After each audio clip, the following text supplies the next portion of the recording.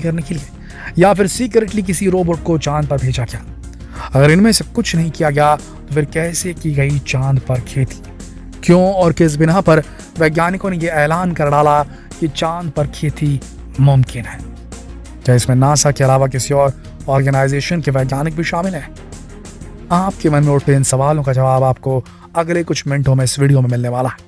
बस आपको आराम से बैठकर ये वीडियो अंत तक देखनी है, बाकी सारी क्यूरियोसिटी हम पर छोड़ दीजिएगा। दोस्तों, नासा के वैज्ञानिकों ने 1969 में पहली बार चांद की सतह पर कदम रखा था। 1972 तक नासा के 12 वैज्ञानिक चांद पर जा चुके थे। उसके बाद दोबारा कोई भी इंसान चांद पर नहीं भेजा गया, मगर अब नासा ने दोबारा अपने वैज्ञानिकों को चांद पर भेजने का निर्णय लिया है। 2025 में नासा अपने इस मिशन को अंजाम देने वाला है। इस बार नासा के वैज्ञानिक कुछ समय के लिए जाकर वापस नहीं आएंगे, बल्कि लंबे समय तक वहां रहेंगे और परमानेंट लूनर सरफेस पर यानी चांद की सतह पर उतरकर वहीं रहकर एक प्रोग्राम को अंजाम देंगे।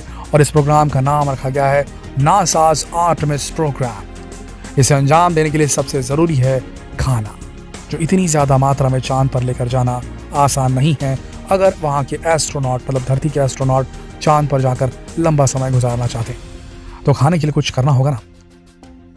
तो फिर उन्होंने प्लान बनाया, खाने के लिए चांद पर वही होगा जो पृथ्वी पर होता है, खेती।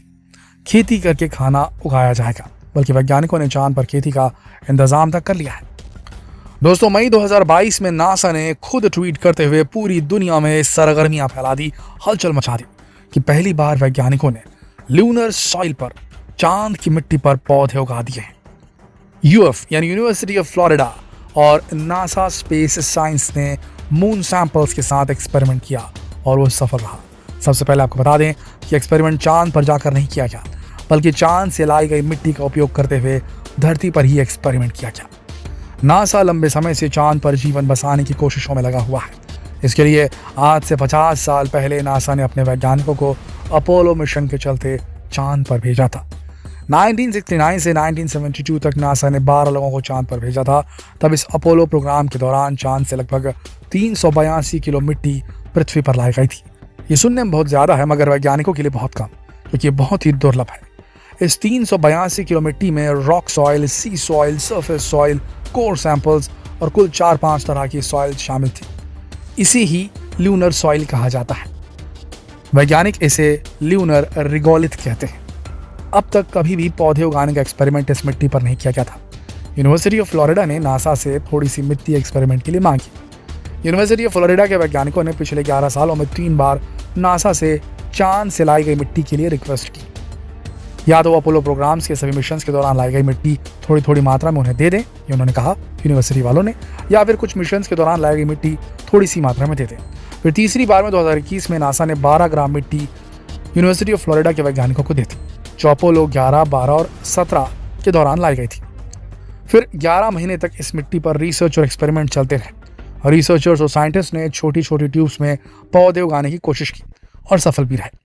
वैज्ञानिकों ने सबसे पहले अरबिडोप्सिस थैलेनिया नाम के पौधे को चुना था, क्योंकि इस पौधे के जेनेटिक कोड्स वैज्ञानिकों के पास पहले से मौजूद थे। इससे पहले भी कई बार इसके ऊपर रिसर्च की जा चुकी थी। ये एक छोटे आकार के सफ़ेद फूलों वाला पौधा है।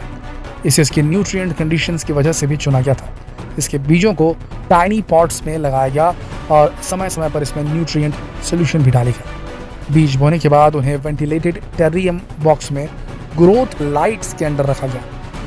48 से 60 घंटों में सभी टाइनी पॉट्स में पौधे अंकुरित हो गए थे।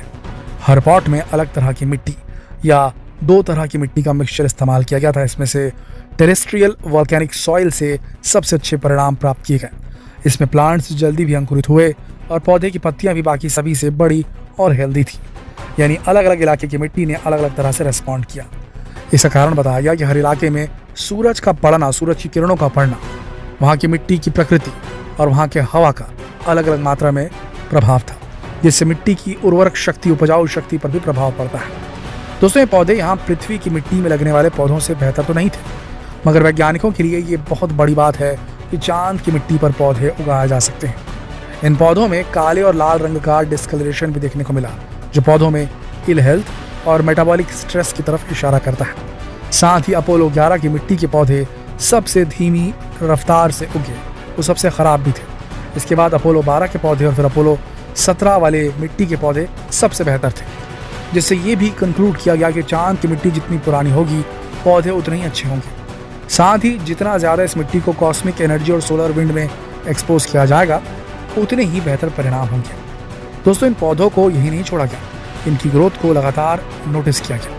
लगभग 4-5 दिन बाद ही पृथ्वी के पौधों में और चांद की मिट्टी में लगाए पौधों में अंतर साफ देखा जा सकता था। 20 दिन बाद पौधों की जेनेटिक स्टडी शुरू हुई, जिसमें इन पौधों में मेटाबॉलिक स्ट्रेस को नोटिस किया गया, जो अच्छे संकेत तो नहीं थे। मगर दोस्तों, चांद पर मिट्टी ले जाना, फिर पौधे लगाना या फिर इतना सारा खाना चांद पर लेकर जाना, ये बहुत खर्चीला होगा और इतने दिनों तक खाने को ख़राब होने से बचाना भी नामुमकिन है। इससे हो सकता है अगर खाना ख़राब हो गया, अगर पृथ्वी से लेकर जाया गया उसे, तो नासा के आर्टेमिस प्रोग्राम के दौरान चांद पर जाकर रहने वाले लोगों की सेहत ख़राब हो जाएगी, जिससे मिशन फेल हो सकता है। तो मेटाबॉलिक स्ट्रेस को कम करने का उपाय भी ये वैज्ञानिक खोज ही लेंगे। दोस्तों, आपको बता दें कि चांद पर खेती पहली बार नहीं की गई है।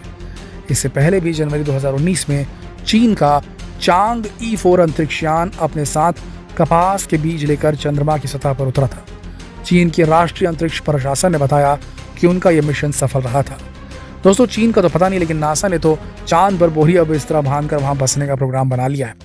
जब नासा के वैज्ञानिक 50 साल पहले 382 किलो मिट्टी लाए थे, वो भी अलग अलग इलाकों से, अलग अलग तरीके की मिट्टी, तो जब ये लोग वहां जाकर रहेंगे तो न जाने क्या क्या खोज लाएंगे। अब देखना यह है कि चांद की मिट्टी को और उपजाऊ बनाने के लिए नासा के वैज्ञानिक क्या करेंगे। क्या वो उन पौधों, उन पेड़ों के जेनेटिक कोड में कुछ ऐसा चेंजेस कर देंगे जिससे कि चांद की मिट्टी से वो बेहतर तरीके से पोषक तत्व अपने अंदर ग्रहण कर सके और अपने अंदर होने वाले मेटाबॉलिक स्ट्रेस को कम कर सके। अगर ऐसा हुआ दोस्तों, और फर्ज कीजिए कि इंसानों की कॉलोनी या इंसानों का बेस चंद्रमा पर बसाया गया, किसी भी तरीके से वहाँ की सतह पर, चंद्रमा की सतह पर एक पर्टिकुलर एरिया में ग्रेविटी उत्पन्न कर दी गई, क्योंकि टेक्नोलॉजी तो बहुत तेजी से ग्रो कर रही है, तो ऐसा संभव है आने वाले समय में। एक डोम भी लगा दिया गया, एक शील्ड लगा दी गई, जिसके अंदर वहाँ पर ऑक्सीजन भी छोड़ दी गई, लोग वहाँ रह सकें इस प्रकार से। लेकिन खेती वहाँ की मिट्टी में ही होनी है, तो वहाँ पर जो पेड़ पौधे उगाए जाएंगे वो जेनेटिकली ऑल्टर्ड होंगे, ताकि वो चांद की मिट्टी से सही मात्रा में पोषक तत्व खींच सकें और बड़े हो सकें।